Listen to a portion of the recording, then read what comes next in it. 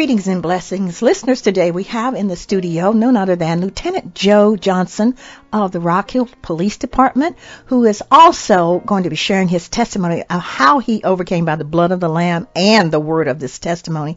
He's also the CEO and president of Joe Johnson Enterprises, LLC, and he has quite a story that has God's glory in it. We want to welcome you today, and can you begin by sharing a little bit about your family of origin and your background and how you got to Rock Hill and what you're doing now? I'm originally from Anderson, South Carolina, and I come to Rock Hill because I had a music scholarship to Winthrop University. From Winthrop, I went to go on and get into law enforcement, and from law enforcement, based on my background and experiences, that's when I started my company of Joe Johnson Enterprises, LLC. Okay, well, that's wonderful. Now, what was your special expertise at Winthrop in terms of music? Were you a composer? Were you a musician? What did you do? I was a musician, percussion major. Oh, okay. So you played, if it had a beat, you played it, basically, right? That's right. Well, I tell you, that's quite a transition from, the musical field to law enforcement. What drove you, or what enticed you to be a law enforcement, protecting and serving officer? It's something that I always wanted to do. I've always had it in my spirit to do that, and I just applied, and it took me a little while. I just never gave up, and they hired me. I went through a rigorous process, as everybody goes through, and I'm just, so glad to be one of the few that made it. Family, and you are a family man. You have a daughter, is that right? Yes, ma'am. Okay, and is she a teenager yet? She's 13. Oh, well, we got to pray for you. But I know she's probably the product of very loving parents, and that makes a difference, doesn't it? Yes, ma'am. It does. Yeah. Okay. Well, anyway, getting back to what happened because I read a little about the Herald Online, a very poignant story about your journey at one point. What happened health-wise? Well, back in 2016, I was working out a lot in the gym, trying to get myself together. And around January of 2016, I started feeling this pain in my shoulder. So I went about 8 or 9 months, didn't get it checked out. And when I finally went to get it checked out, it come to find out there was, on the MRI, they showed that there was a lot of popcorn structures in my shoulder, my left shoulder. And the guy that I was talking to, he said, we're going to refer you to a specialist at Levine Cancer. And, of course, I'm like, what? What are you talking about? And so I went to the specialist, and they said that once they reviewed all the tests, they said that I had some form of cancer, but they could not tell what it was. So after going through a lot of rigorous tests for about a month or two, it came back that I had Angiosarcoma of bone. Obviously, I've never heard of that, and when they diagnosed me, they said that I had roughly a 5% chance of living within the next 5 years. So they set me up on all the treatment and the whole process for radiation and chemotherapy, and I went through roughly 28 days of radiation and about altogether maybe 4 months of chemotherapy. And through all that, they were able to get rid of it, and they took my shoulder bone out, my left arm, the top part of my left arm. They took that out and replaced it with a metal rod. Through him, there's nothing you cannot do or can do without him. And it, like I said, it just brought me closer, and I read the Bible a whole lot more. I pray for others, not only myself. I just think of others a lot, and I'm just so thankful that this happened to me. How do you interpret what has happened to you to encourage other people to see that special place you ended up as a result of these challenges with the Lord? No matter what, first of all, you have to pray about it.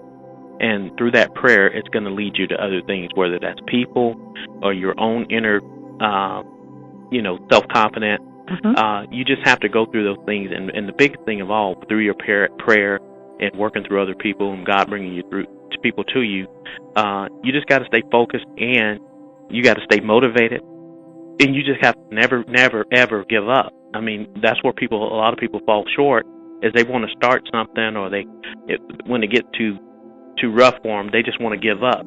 But that's not what you're supposed to do. You just continue pushing forward, because at the end you get that reward, and that reward will come in many forms. Whether you're starting a business like I did, blessing other people, it just takes off, and it just continues over and over and over. But the biggest thing is never give up on what you want in life.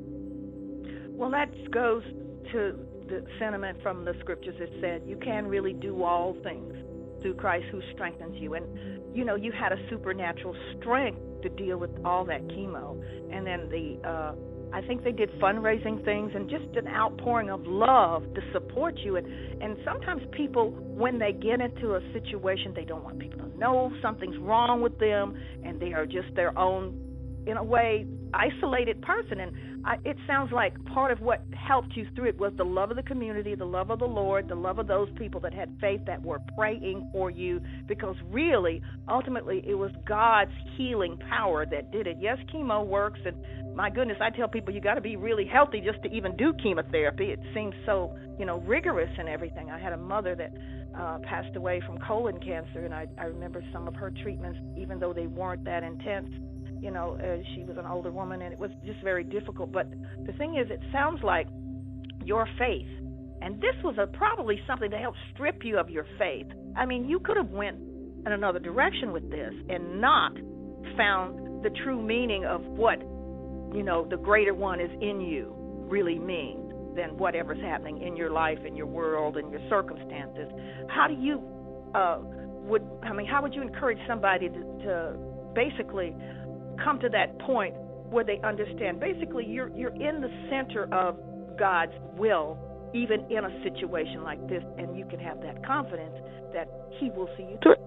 Well, with my experience, all of the assistance I received and the donations and the fundraising and all that, at the time, I had no clue that this was obviously going to go on. And just out the blue, I was sitting there just wondering, how am I going to get through this? How am I going to get through everything that I'm about to face? Whether it's financial, whether it's emotional. And just out the blue, Captain Stinson from the Rock Hill Police Department, he put together this fundraiser for me. And not only him, there was other people that I apparently touched that put some things for me, put things together for me, and had some fundraisers, because I was like, really wondering how I was going to get through all this. So, yeah, you had a pre-teenager at that time, didn't you? Yes, I did. And going through this process, like I said, everything just came out of the blue. And when I was faced with it, I thought that it was just going to be folks from the police department, coming together. Yes. And then, boom, it's like entire population of Rock Hill showed up. I was like, yes. What? I cannot believe that, I was so taken back. The media was there, interviewing me, interviewing people, my family. It just took off like crazy, and I had no idea that over the last 25 years, I've touched that many people. That many people knew me. You're very loved, and you didn't know people loved you like that? Oh, I tell you, it was the greatest feeling, and it just obviously it worked out for me. Helped me a whole lot. I was so grateful, and if I wished I had a way to, repay all these people or to do certain things, and I do certain things now to help out as far as, people I see, like if I'm in a restaurant or something, to try to give back. Yes. I may pay for their food, and I'll say, hey, can you give me this person's check? Can you do this? Can you do that? I do little things. Just a couple of weeks ago, lady came to the police department. She, not to brag on myself, but this is just my way of giving back to the community in any way I can. But she was down on her luck. Someone, I believe, had taken, or she had lost her credit cards, and she had no money. She told me that she didn't have any food, and she hadn't eaten since the day prior. So I said, okay, I'm going to just take care of it. She didn't have any gas in her car, and the officer that was handling the case, I just said, hey, don't worry about it. I'll take care of it, because he had taken care of someone the prior week, he told me, he said, listen, I went and paid for this person's food, and I just can't do it right now. I said, don't worry about it, I got it. So what I did was, she followed me to the store. I put $20 worth of gas in her car, and I said, listen, I'm going to take you to lunch. And we went. She followed me. I didn't just take her, somewhere like McDonald's or anything. Took her down to the pump house and treated her to lunch. I didn't stay. I just had the waiter come over. When she ordered, I told her I was out, gave her a hug. I gave her the last little bit of money that I had in my wallet, which was only $17. Gave it to her cash, gave her a hug. She, said, thank you very much, walked out, paid for the food, and that was the last time I saw her. But that's my way of giving back, and I do that not every day, but I do it periodically. And I think that shows that you're gracious and you have a lot of gratitude. I can't tell you how important it is to be grateful and thankful. Are you grateful and thankful for everything? Oh, absolutely. Absolutely. And like I said, that's my way of giving back. And had I not gone through that experience, I'm not saying I wouldn't do it, but that helped me to do it even more. Well, I think in the 2 minutes that we have remaining, I think it's important for our listeners to know we've only covered about half of your testimony and your story, and I can't wait till your book is written. And I know you have a website that people can go to that we're going to talk about just a minute here, but we're really going to get into the full story next week. You're a motivational speaker, and I tell you, I'm motivated, and I think anybody listening should be motivated to know the same Jesus Christ that we are speaking of today. The power of God makes a difference in your life, doesn't it, Officer Johnson? It does. Yes, ma'am, it does. Yes. Well, now that we've kind of covered a first chapter of your story, I hope next week you will come back and share with the listeners something about what you do in your profession as the Joe Johnson Enterprises LLC CEO. And I always call you this because you're a great speaker, the Toastmaster of the universe, and you encourage people, and people need encouragement. We're in a situation now where there's a lot of leadership issues in our country and in our world, and not taking any political side. As I tell people all the time, it's not what happens on Capitol Hill, it's what has happened on Calvary's Hill. And if people get that in their spirit, everything is going to fall into place. So, Lieutenant Johnson, can you please come back next week? Yes, ma'am. I definitely will be here. Okay. Well, listeners, we thank Lieutenant Johnson for coming in. He's going to come back next week. We love you, listeners. If we can be of any help to you or yours, or I tell you what, can you quickly give your website so people can maybe, before they get back with us next week, know where to go? You're at? Yes, it's www.joejohnsonenterprisesllc.com. Okay, as you heard now, this is your homework, listeners. Since we're having Lieutenant Johnson come back, and you're going to have an opportunity to hear his professional expertise in what he does as a leader in our community and in terms of the whole industry about leading other people, you need to go to www.joejohnsonenterprises, LLC. That's all one word, .com, okay? Oh, my number is 803-984-5276. Again, 803-984-5276. Okay, well, thank you. Well, we at Jesus Well of Salvation broadcast are so grateful that Lieutenant Johnson came today, and we're going to hear more about his professional testimony and his business. And I know you know people that need to talk to him, need to have them set him up for a speaking engagement because he's a great speaker, and he's going to share a little bit about his Toastmastery and all of that stuff. But you got to come back and tune in next week. Lord willing, we'll see you next week. We love you. God bless you. Goodbye.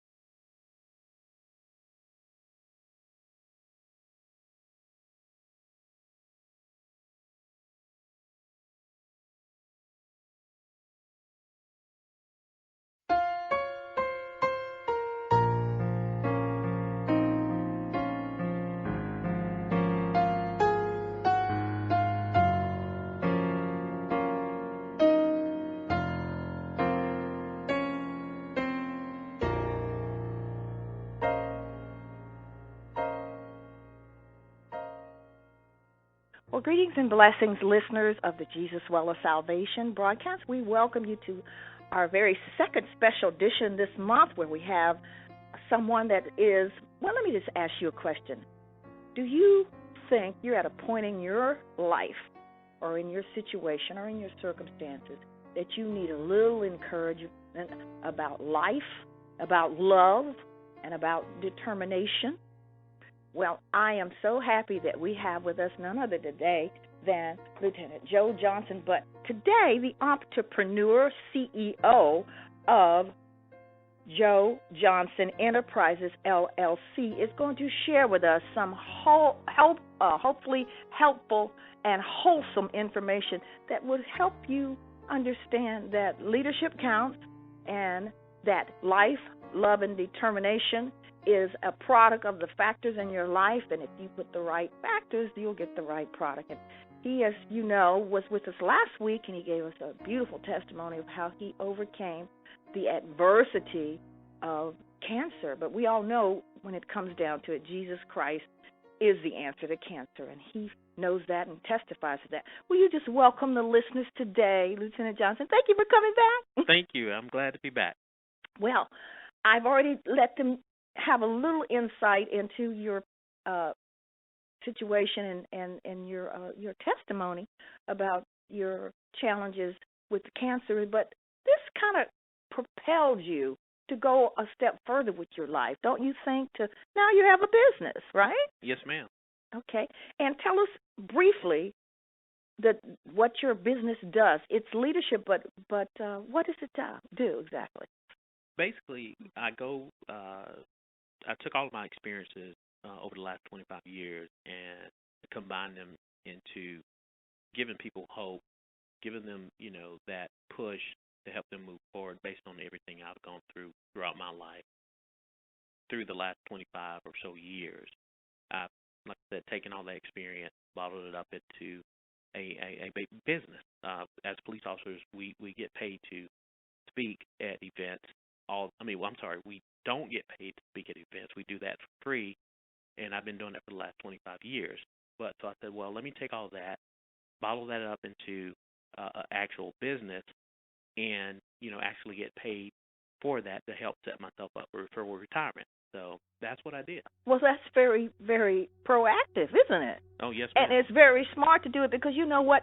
As a motivational speaker, that's the card you reached me in. You motivate people to live a better life, right? That's right. And you do that through your speaking engagements and your encouraging and your dealing with what levels of people, what groups of people do you really share with? Basically, people with low self-esteem, low self-worth, a lot of children that are dealing with issues at home or, maybe some influences that they have either out in the community or just anyone with any type of issue that they're dealing with. I get with them and I talk with them, or I talk to mainly group of people, and basically just encourage them and let them know that no matter what you're going through, life is not over. You can overcome and get through anything in life that you're dealing with, whether it's a relationship, loss of a job. You just have to have that push, and you just got to get active in pushing yourself to get to that next level that you want to be. And with even when I'm talking to leaders, like managers of a company, I just get with them and just tell them, just because you're at the bottom of the company doesn't mean that you can't rise above where you're at and move forward with the company, because there are many branches to that company, whether it's law enforcement, corporate America, does not matter. You're never going to stay on the bottom unless you want to be on the bottom yourself. So that's what I do. I just go in there, talk from my experiences, and just motivate them to try harder to get to that next level. Okay. In other words, you're not only a motivational speaker, but you're a hope. You're a hope dealer. I say that because there are a lot of people that have been in situations like what you came through. They just gave up. They gave up, and they and whatever was going on, maybe it stripped them of their faith. And what I'm hearing from you is that has been a foundational point of contact for you to do what you've done, come through what you've come through, and to really try to bring other people to that reality that they can have a better life. Now, you are, as I call you, the Toastmaster of the universe, because you told me that you were in a competition in the Rock Hill Toastmasters, and that you won with a particular thought, theme, argument, I'd even say that, based on life, love, and determination, right? So, give us a few highlights from what you said in your winning speech. Perhaps this is the first preface part of that book, hint, stomp, stomp, that you should be writing, because I tell you, audio books are working, and real books on, the bestsellers list, this could be one of them. We need this type of leadership pep talk. Well, actually, it was the Valentine Toastmasters. That's the one that I joined. Okay. And it's out of Valentine. Okay. And I was doing my icebreaker speech. Oh. And during my icebreaker speech, I was doing, my speech was on my life, my love, and my determination. And that's what I talked about. And basically, when I did that, I just talked from the heart, from when I gave my speech. And it helped me in the end to win Best Speaker that evening. Oh, that's phenomenal. Now, in your speech, the 3 key ideas was life. What about life? I basically went over just, from beginning to the end, basically from a high school standpoint, where I was from, and it told them, I'm originally from Anderson, South Carolina, but obviously I lived Rock Hill. After high school, I graduated from Greenville College and went to university with degrees in music. And the actual part of my life during that music stint, I performed with the Charlotte Philharmonic Symphony, the Orchestra, Carolina Youth Symphony, the Greenville Symphony, Drum and Bugle Corps. I marched with the Furman University Marching Band. It was through a program while I was at North Greenville College. Since we were building our football team and we didn't have a marching band, they allowed us to audition with Furman to be part of their band to keep, that going until we get our. So not having your own didn't stop you. You found an avenue in life to still pursue what was your passion, what was your love. You were determined. Yeah, absolutely. And I just didn't give up. So that led me to performing with other percussion ensembles during college, and that led me to being a percussion instructor while I was in college at Fort Mill High, Mooresville High, Forest Hill High, Barnwell High. Wow. I was a professional jazz musician traveling around performing, and I was a member of the Etude Society in Greenville, Music Etude Society. So all those things kind of just led me. There were factors that ended up to this product of where you can speak to others legitimately from what works in terms of, those things that brought you to the point of the leader that you are. Now, okay, love. My love, what I talked about was my 13-year-old daughter. Okay. She just turned 13 back in December. And, she's my world. I went through a divorce back in 2012. We were separated in 2012, and we went through a divorce in 2013. So going through that process for her, it was extremely, extremely difficult for her and for myself. And I loved her so much, and what I told her was, just because daddy, mommy and daddy getting a divorce doesn't mean that daddy's going to leave you. And obviously, I kept that promise, and I've never left her. Wow. I'm always there for her. So, and we're just we're always together. Now, obviously, her being 13, there's certain things that she don't want to do with daddy anymore, but it's okay. I don't have my fishing buddy or anything like that anymore. So she's kind of grown up, but that's fine. But the biggest thing is I've always made a commitment to stay in her life and be there. And we're together a lot. I get her every other weekend, and during the week I pick her up from school. Sometimes take her to school when her mom can't do it, or I take her to gymnastics, pick her up from gymnastics when her mom's unable to do it from her job. So we work very well together. We co-parent very well together. Well, it sounds like you really both are doing a great job. So there is no excuse for people not having good parenting, regardless of a situation where one parent's one place and one. You just have to man up and step up, and that's what you did. I salute you for that. You see the salute? I salute you. Well, the other thing is determination. Yes, ma'am. And we have about 4 minutes left. So that determination comes through just basically going through the things I've gone through as far as cancer. Because when I went through my cancer, then I could have easily given up. And I knew that if I sat at home while I was going through the process, it probably would just kill me. Well, it does sound like that what you're doing in your profession in terms of sharing this wealth of knowledge is really a great investment people need to make for themselves. Now, I think we gave everybody an assignment last week to go to the website, and I hope that you've had a chance to do that. If not, we're going to have Lieutenant Johnson share once more the website letters, and you can see a little bit about what people are saying about what he does and how he does it. And you might consider, I don't care if it's a high school group, I don't care if it's a football team, I don't care if it's a business that's on Fortune 500, you're making gazillions of dollars. You need good leadership. And this is what Lieutenant Johnson does. He wants to empower people and motivate them to find the best way to live their life and to live it in such a way that it's a life of honesty, integrity, and doing what's right. And that does work, apparently, doesn't it, Lieutenant Johnson? Yeah, it does. So give us your website again.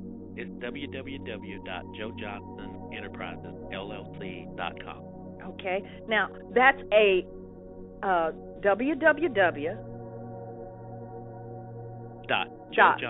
Johnson. Okay, all of that's one word, no periods, dashes, underlines. Okay, Enterprises, still no dots and periods, just say it, and then the L and the C. .com.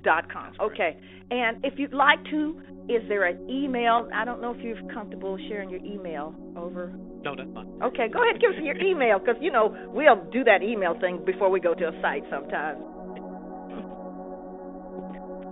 Okay. Lieutenant LT. Yeah. Joe Johnson. Dot. Right.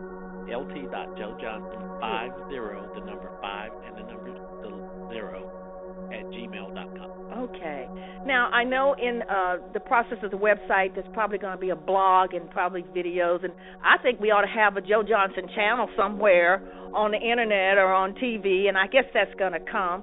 But this is a wonderful, wonderful thing that you're doing, because you've got a wealth of knowledge and you have the right answers. You got to go to the people that are smarter than you, that enlighten you in some way, that sparkle in your life and help you see something that perhaps they don't see and have been through something, and they're tried and true because they've gone through it. Well, our listeners, I know, are very grateful that you came today, and our listeners are empowered by knowing how you've overcome and now that you have a business. And what would you say to somebody that's interested in maybe having a business, like, from things that they've learned in their life that they think will help others? What would you say? I'd say don't listen to the naysayers. Yes. You start your business. Yes. Get your business started, and don't listen to that self-doubt. That self-doubt will push everybody away. It pushed me away years ago when I wanted to start my own business, not necessarily working for someone like someone selling real estate or someone selling travel or anything. Don't listen to that self-doubt. That self-doubt will push you away every single time. You take that inner voice, that self-doubt, push it to the side, get your business through action. You take action, you start going through the process of whatever you need to do, push all those negative people out of your life, and you get your business started. Thank you, Lieutenant Johnson. We're so grateful you joined us today. And listeners, we'll be back next week, Lord willing, at the Jesus Well of Salvation broadcast. And we love you. God bless you. Goodbye.